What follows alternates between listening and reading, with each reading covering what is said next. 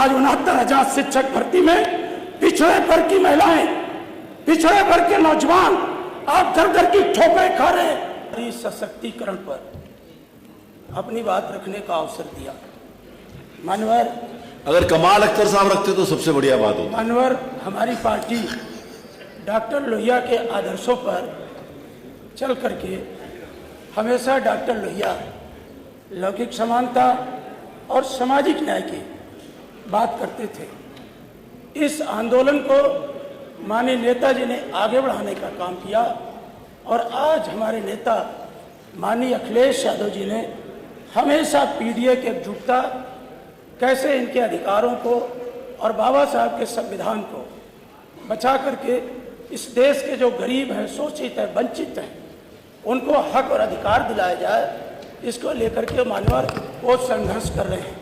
मुझे उम्मीद थी कि विधानसभा का विशेष सत्र है, विशेष सत्र में नारी सशक्तिकरण की दिशा में माननीय मुख्यमंत्री जी कुछ बातें रखेंगे। लेकिन अगर माननीय मुख्यमंत्री जी का भाषण देखा जाए मानवर, एक बाऊ प्रवचन था। यही बात माननीय मुख्यमंत्री जी ने महामहिम राज्यपाल के भाषण पे रखा, यही बात माननीय मुख्यमंत्री जी ने बजट भाषण पे रखा और आज वही बात मानवर माननीय मुख्यमंत्री जी ने जब नारी सशक्तिकरण पे चर्चा चल रही है, पूरा देश देख रहा है, तो आज माननीय मुख्यमंत्री जी ने वही पुरानी कैसेट को मानवर पुनः उस कैसेट को जारी कर दिया। माननीय अध्यक्ष जी, हमारे देश के अंदर हमारे जितने धर्मशास्त्र हैं, उन धर्मशास्त्र में कहा गया कि यदि नर्यास पूजनते रमनते तत्र देवता। हमारे नेता सत्य मुलायम सिंह यादव जी ने जब गरीब तबके के लोग स्कूल नहीं जा पाते थे, पिछड़े दलित आदिवासी बेटियां स्कूल का रास्ता नहीं देख पाती थी, तो हमारे नेता माननीय मुलायम सिंह यादव जी जब उत्तर प्रदेश के मुख्यमंत्री बने मानवर, तो उन्होंने कन्या विद्याधन योजना चलाया। जो आसेवित ब्लॉक थे, उन्होंने वहां पर राजकीय बालिका विद्यालय खोल करके गरीब की बेटियों को, पिछड़े दलित आदिवासी बेटियों को पढ़ने का अवसर दिया। मानवर 20,000 रुपये कन्या विद्याधन दिया। वहीं पर दूसरी तरफ मानवर जब 2012 में माननीय अखिलेश यादव जी उत्तर प्रदेश के मुख्यमंत्री बने, तो उन्होंने वो जो 20,000 रुपये की कन्या विद्याधन की योजना थी, उसको मानवर उन्होंने 30,000 बढ़ा करके 30,000 रुपये कन्या विद्याधन योजना दे करके बेटियों को शिक्षा के प्रति जागरूक करके अपने पैरों पर खड़ा होकर के अपने भविष्य को बनाने के दिशा में आगे बढ़ाने का काम किया है। मतलब भारतीय जनता पार्टी जब भी कोई विशेष सत्र लेकर के आती है, तो ये प्रयास करती है कि हम पिछड़े के हक को कैसे मारें, दलितों के हक को कैसे मारें, संविधान प्रदत्त जो हमारे अधिकार हैं उसको कमजोर कैसे करें। मानव जो बिल 2023 में लोकसभा से सर्वसम्मत से पारित हो चुका है, महिला आरक्षण बिल, आज उसको मानवर भारतीय जनता पार्टी की सरकार ये महिलाओं को हक अधिकार नहीं देना चाहती है। मानवर अगर इनकी मंशा स्पष्ट होती तो 2023 में महिला आरक्षण बिल पास है, आज अब कानून का रूप ले लिया है, उसको इन्हें लागू करना चाहिए। लेकिन आज ये लागू नहीं करके ये डिमलिटेशन, ये नया परिसीमन बिल लाए और उस नए परिसीमन बिल के तहत ये अपनी मनचाही लोकसभा और विधानसभा सीट बना करके लोकतंत्र को प्रभावित करने का प्रयास कर रहे हैं। मानवर हमारी पार्टी संघर्षों की पार्टी है। मानवर आपको याद होगा इसी प्रदेश के अंदर वीरांगना फूलन देवी के साथ किस तरह से अन्याय हुआ, शोषण हुआ, वर्चस्ववादी ताकतों ने बहन फूलन देवी के साथ किस तरह से व्यवहार किया। आज मुख्यमंत्री जी महिला किया, मुख्यमंत्री जी को याद होना चाहिए किस तरह से वीरांगना फूलन देवी के साथ व्यवहार हुआ।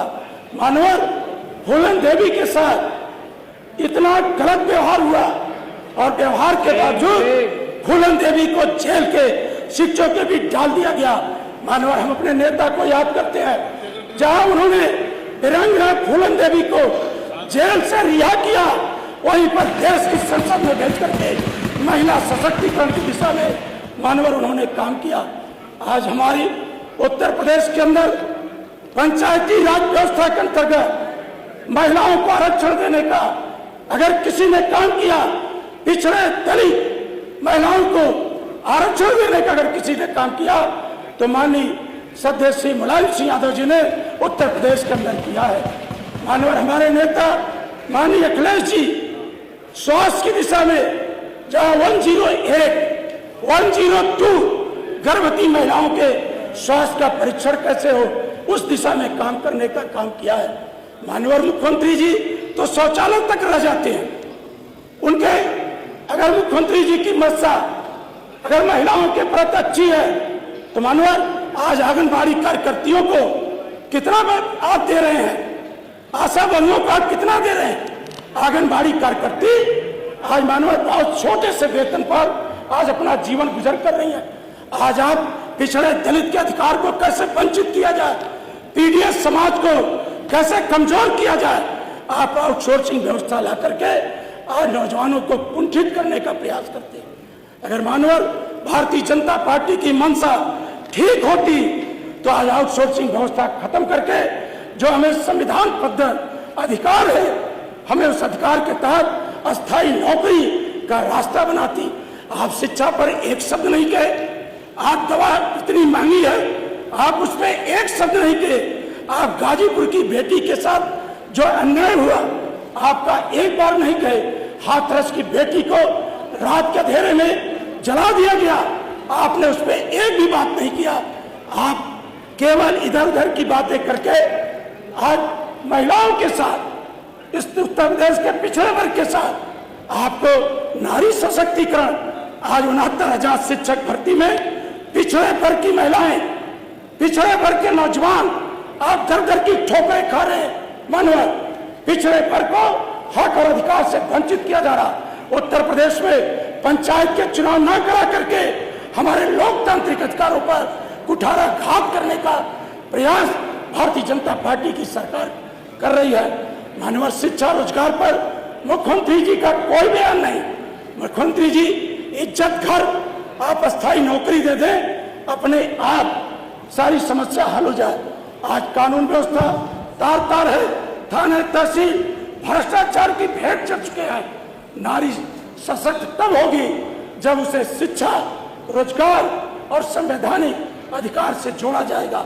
हमारे नेता माननीय अखिलेश यादव जी ने हमेशा पीडीए के चुपता की बात किया है।